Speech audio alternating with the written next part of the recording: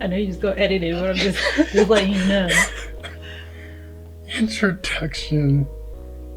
And just get right into it. All right, you're about to think I'm good at this. I suck at this, just so you know. Okay. Okay. You gotta promise me you're gonna do one on art school, though. Torrean Jonathan. And I like to help people tell their stories, but today I'm telling one of mine. I'm surprised this is video 5. Just like last week, I just told you about music. This week, I'm just not telling you about my health. What have you been talking about? What have you been talking about? Like week 1, just start. Week 2, now what? Week 3, something about cell phones. I tried. Okay, I did. You're right. Okay. And then the 4th one, I finally decided to talk about my music. And I guess now on number 5, my health. Hi, my name is Torrean Jonathan, and I have MS. The person beside me introduced me to this concept a while ago.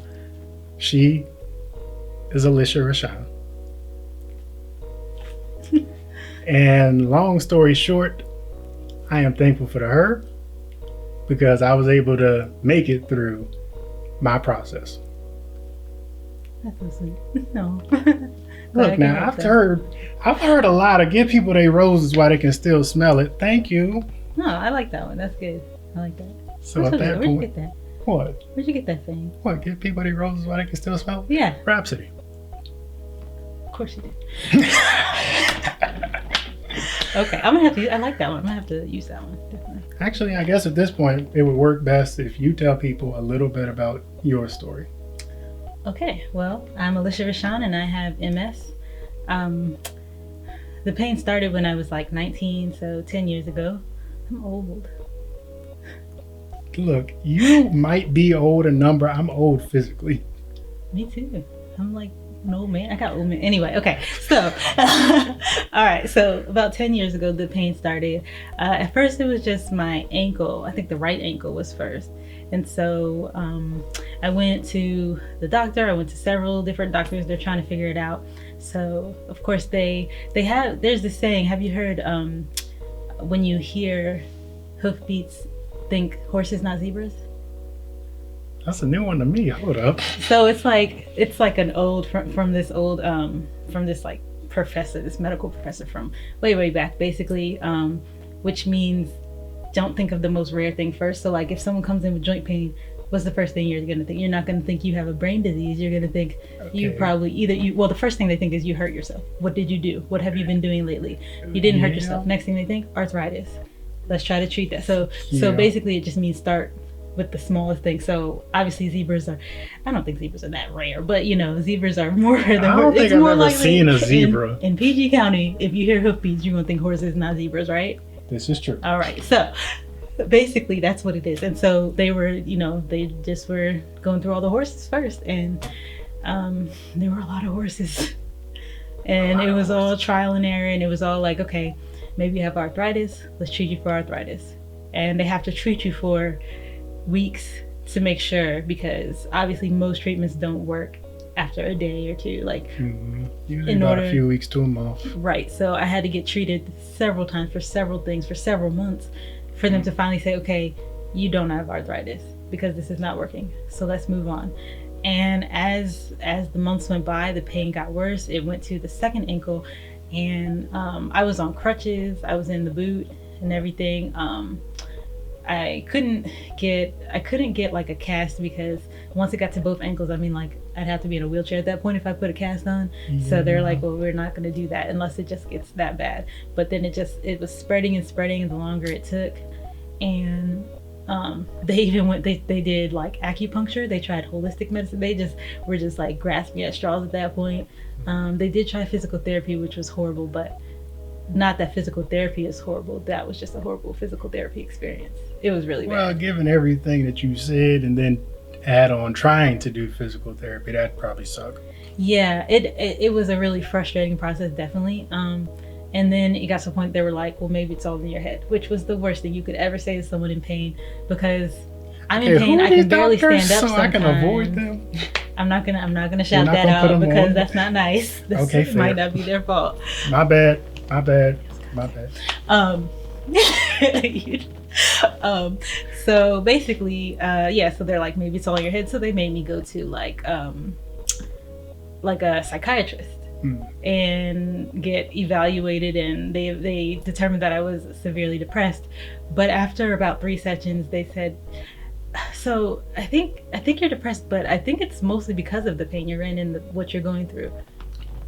I could have told you that 3 sessions ago, okay? But anyway, that's beside the point. You know what? You gotta wait for them sometimes. You gotta wait for them to catch up, and it's hard, but you got to do it. That's the best way. So they went ahead and let me not do that anymore, and eventually they finally, I don't even know what made them do it. I guess because they exhausted everything else.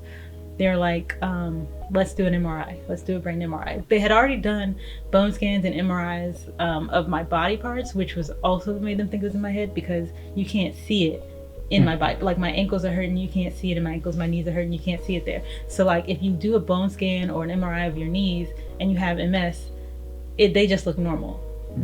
Physically, nothing is wrong with them is the problem. So it's hard to detect in that way.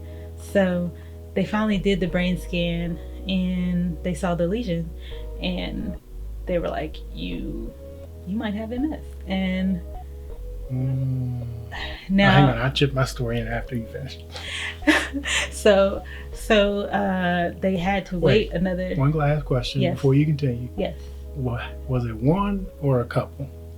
The first lesion, it was one. It was one fairly large one.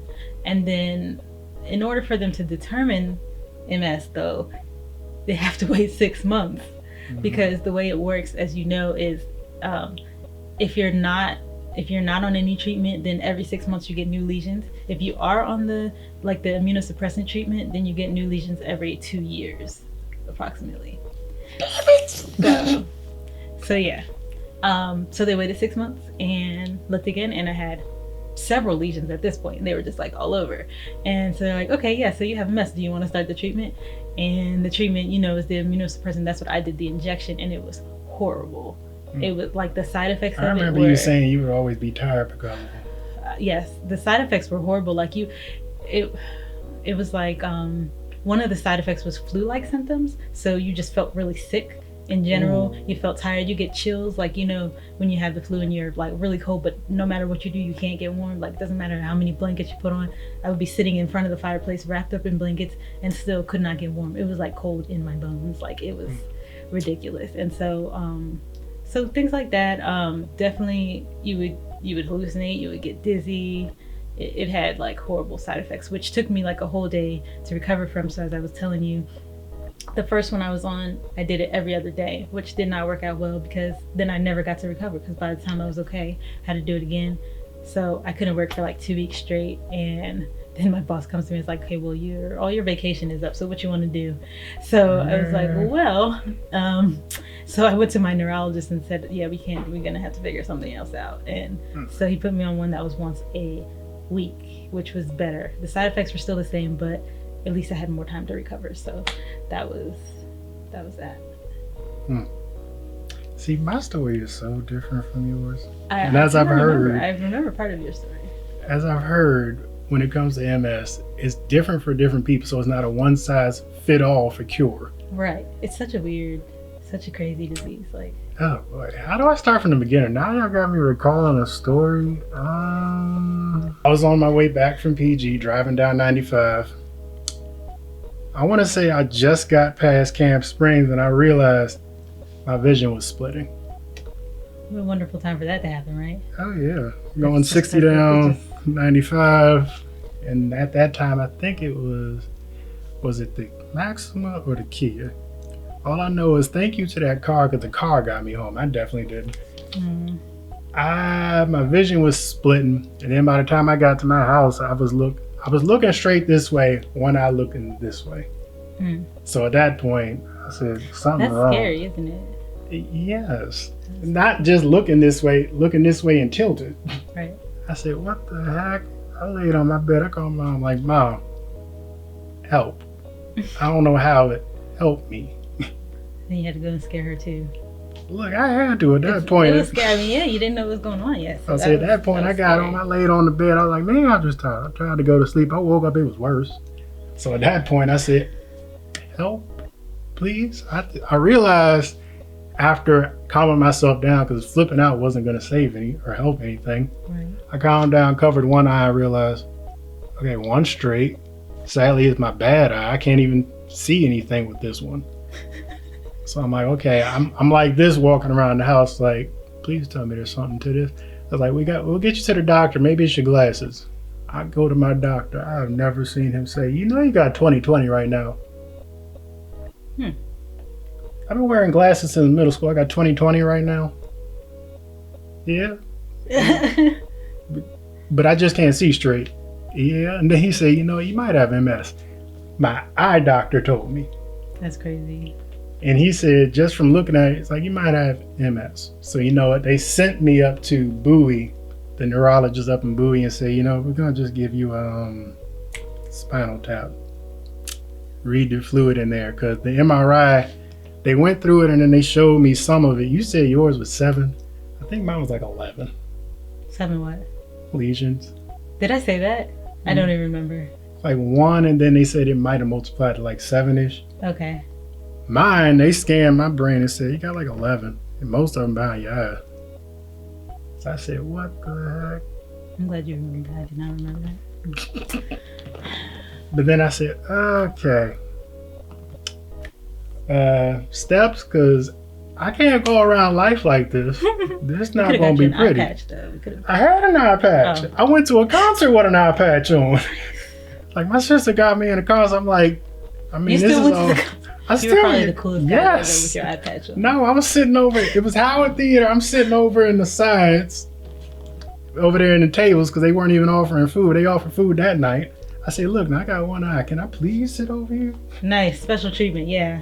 I sat over there and I'm watching the concert with one eye. I'm like, I'm glad I'm supporting. So I'm going to say this now. Anybody from the Jamla crew, when y'all came to Howard Theater back in like 2012, 2013, I went to go see y'all concert with one eye. Y'all better keep going. Was it good? Yes, it was good. Even with one eye and my glasses on. I had the eye patch and the glasses on too. Wow, and you still went to the concert, but yeah, you must really, you're a really big fan apparently. I'm a fan of all of them, although most of them went their separate ways. They hear this and are very motivated by it. I have a feeling I'm going to see at least 1 to 3 of them at some point in the future. Okay. As a matter of fact, I'm willing that into existence. Do it, because I want them to know. But back on story.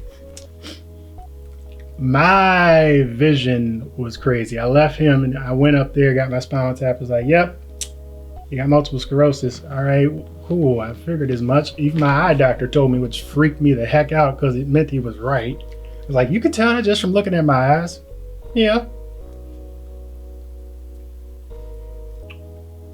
I've been going back to that eye doctor ever since. I bet I would too. I'd be like, yeah, so my knee hurts. What can you tell me about that? Like, I'd go to him for everything. That's ridiculous.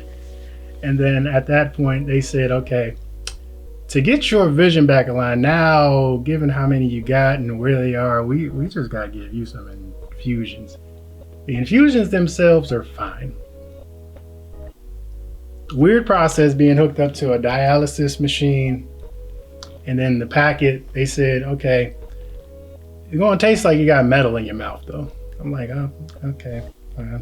Go through them. The dialysis process, the infusion process was fine. Now, when I got home at night, sweating, rolling around, and then when I did go to sleep, my dreams were crazy. And then to the point, I'm like, what in the world is happening to me? I broke down. Like, I'm thankful to my mother and my nephew for letting me have his bed. But then my mother, because she was there the whole time, I was knocked out of my mind. I was barely sleeping, though. Mm-hmm. So I finally started to get better. I said, I just got to change my lifestyle. It was like, the thing is, this is the difference between your path and my path, your path, and a whole bunch of other people. After that, the infusions were done. My vision was back. I didn't get on anything. I just changed my diet for a little bit. I changed my diet for a little bit and kept on going. And then I think actually I'm still talking to him now, an herbalist. Okay. And during that process, went on going for about 3 years, 4 years. Wait, 2013, 14, 15, 16, 18. Last year, my mother had been paying attention to it. I wasn't noticing. I was just thinking I was tired. Note the tired part, because I was doing more in school, helping out around here. A lot of housework to do around here. But thought I was just getting tired. Not realizing my balance was going. That should have been a warning sign to me. My balance had been going for a very long time, and I wasn't running up and down the stairs like I used to. Weight was going up, and I was down to eat anything, but I wasn't eating enough, period. So, long story short, this time last year, I blacked out in that corner. Wow. From helping out around here. I thought I was just I'm tired. glad you're at home for that. I thought I was just tired. It's because you don't know how to sit down nowhere. That's all. That's still a problem. It is. I thought I was just tired, so I didn't think anything of it. I get up, I go lay down. Maybe I am tired. That was June, July-ish. September, I'm getting very tired. October, I'm bedridden because I have zero energy. Like, I'm still feel some type of way about October. Not only is it my birthday month, and then I was in the class that should have been a dumb A for me. I got a C in producing. I got a C in producing. You see all the mess I do? I got a C in producing because I was bedridden. I still feel some type of way about that. I agree. I would feel some type of way as well. And I was like, Dang. I got a C in the class that I do because I've been in bed the entire month. Still feels some type of way, but It's okay. kept it going. I got back in. It's okay. I got back in contact with my herbalist. He was like, look now, you just tired? Like, your vision's still fine? My vision's fine. Thankfully, my balance is some poo-poo. I'm gonna put a B-roll shot in how it looked. I would be walking and it felt like my head was a bobblehead. Oh. My vision was a bobblehead with my head feeling like a bobblehead. So at that point, I said, I do not want to go through that process again. The infusions, the sleepless nights, the sweating crazy, or the dreams. I didn't want to do any of that again. So he said, look, this is going to be a ridiculous process. But I actually followed his course this time with the legitimate, you like water, right? Yeah, you drink it all the time. All the time. It's like sodas, no more. Juice, maybe. Tea, maybe. Water, a lot of it. And when I say a lot of it, I go through gallons of water like every 2 days. But a lot of that, and then I mix, matter of fact, pause, time out. I was like, okay. You brought notes? What's this? Oh, these are my regimens. Oh, okay. Time back in. Yes. Legitimately. What'd you say? It's not like you can't watch it back. I'll watch it back. This is true. Okay. Literally, my regimen I started following after October. I said, I can't do this no more. I'm not about to go through the infusion process again. I'm not about to go through any of it again. I like how it's on legal size paper. That's all we had. And then my sister was My sister was writing it out. I'm like, what in the world? Heck is this? He was like, do you? Why do you guys have that at home? Why? That's my pops. Why does he? You know what? I don't know. He has his own business dealings that he does. He probably uses that on a daily basis. I don't know. He really doesn't. He uses on my paper. Oh, well. Like, why you keep buying legal and then using up my letter? That's like at work. I feel like someone accidentally ordered a whole bunch of legal size paper because we have so much of that.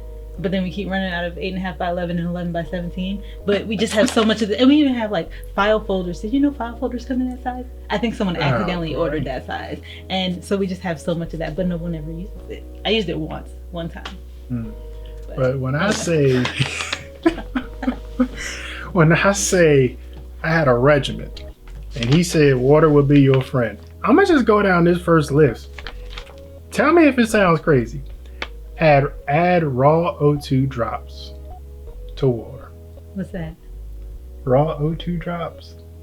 Extra oxygen drops. Raw oxygen drops. That's cool. I said, oh, okay. I'm going to say that for last. Black seeds, add that to smoothies. I'm like, so okay, that's like cool. H4O. Basically. H2O. That's cool. I had like H4 instead of H2O. I wish that was a thing. Amylactin. Add this to a gallon of water. Shake it and drink 2 ounces a day. It makes the water brown. Indian salt. Must be tasty. That's simple. It had no taste. I'll give it that. It had no taste. Feel weird drinking that because it's just like subconsciously drinking brown water would be kind of brown water thing. Whatever. And then I had Indian salt and then cell food, Barella. Barella. Goodness gracious. Now I'm remembering. Barella sucks. It tastes like you're drinking Barilla pads. Brillo pads? Yes. Scrub. Yes. I can't even imagine with that, like metal and it made the water, it didn't do anything to the water, and that was what made it deceitful. But the thing is, when you're so used to drinking water like you have to for everything else on this list, yeah, the Barilla water, look, and I'm looking right at it, I still can't say it right. Barilla water, you can only take a sip. The aftertaste sucks. Oh. It's like you just ingested charcoal. What did it do? It was, from what I think I remember, it was cleaning out my spine. Okay. Cleaning out extra bacteria in your Guess spine. nothing that does that is going to taste too great, huh? Yeah, I said, okay, fine. The one that sucked for my parents. Healing algae. Had to drink a gallon of healing algae. It made the water green. Oh, I would imagine It smelled like sewage. I'd also imagine that. It had no taste. Really? So it smelled worse than it tasted. Now that's different. It smelled a lot worse than it tasted. Ooh. That was. That it didn't taste as bad. This was the one that got me back to regular. Now this is my regular. Actually, no, hold up. Yeah, this is my regular one. And now I just drink black water every day. Cool. It's good that you've gotten to that point, though. And look, it's coming back because I realized there was a pattern. Mm-hmm. My balance was going. My balance was coming back. Mm-hmm. My weight was way too high. I was 280 freaking pounds. How much do you weigh now? 230. Nice. I don't feel like hopping on that scale. I'm like 230. I'm not gonna make you prove it. I believe you. They gonna make me prove it. I mean, I'll put it on Instagram. But 230. Now I feel better. Good. You look like you feel better. I mean, thank you. It's a whole lot of water. Like this thing right here is full of nothing but water. I go through 4 refills a day. So speaking of which, you got to. It's a nice shout out to your alma mater as well. Wholesale. I'm still mad about that C though. I know you are. I know. But you can't be mad about a C when you were the valedictorian. Like, look now. Which is great. I'm proud of you. Like, you did it. And that's wonderful. And you were the valedictorian, even though you didn't know what that was. I really did. I'm glad you didn't ask them that, because they probably would have taken it away. They were like, you know what? We made a mistake. I'm just kidding. No, I'm glad that you got it, though. Oh. Let me just sign off. I'm just saying. My name is Torrean Jonathan Creed. And I like to help people tell their stories. As a matter of fact, my name is Torrean Jonathan. I like to help people tell their stories, but today I just told one of mine. A special thank you to my friend Alisha. You're welcome. And see y'all next week. Bye. Lord.